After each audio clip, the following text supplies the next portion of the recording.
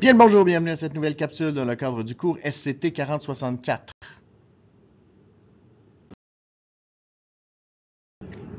Aujourd'hui, on est encore dans le dossier 2 dans les molécules et les solutions. Mais cette fois-ci, on va parler des règles de nomenclature.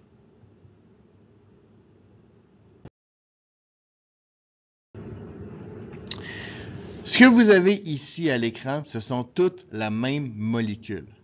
Donc, pour pouvoir avoir une idée de quoi on parle, eh bien, c'est toujours plus facile d'avoir un langage qui convient à tout le monde.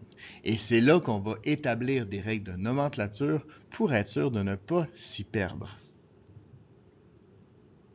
En ce qui nous concerne, on va parler plus spécifiquement de le nom usuel qu'on va appeler sulfate de dihydrogène ou, si vous préférez, de la formule chimique que vous avez à la toute fin.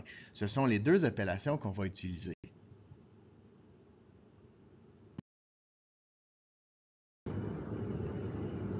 Donc, pour nommer nos différentes molécules à partir de la formule chimique, la première chose, ça va être de nommer le deuxième élément avec le suffixe ure ou l'ion polyatomique correspondant. Mais là, il faut faire attention. Pour la plupart, c'est juste rajouter le suffixe ure, mais il y a quand même plusieurs exceptions. Donc, l'hydrogène en est un. Pour l'hydrogène, on va dire hydrure et non hydrogénure. Donc, hydrure sera le premier mot à mettre pour notre identification.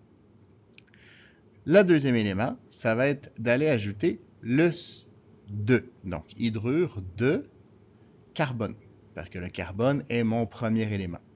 Et par la suite, on va aller rajouter nos préfixes. Nos préfixes vont aller avec le nombre d'atomes qui sont dans ma molécule. Donc, vous voyez ici les différents préfixes qu'on va utiliser.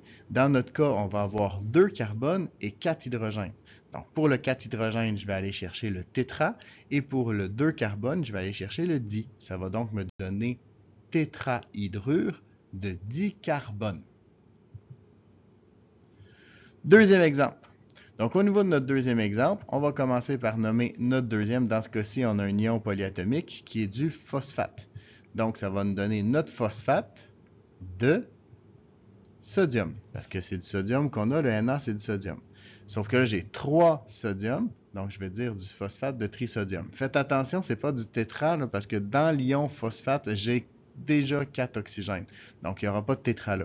C'est vraiment du phosphate qui est mon PO4 de trisodium, parce que j'ai 3 sodiums.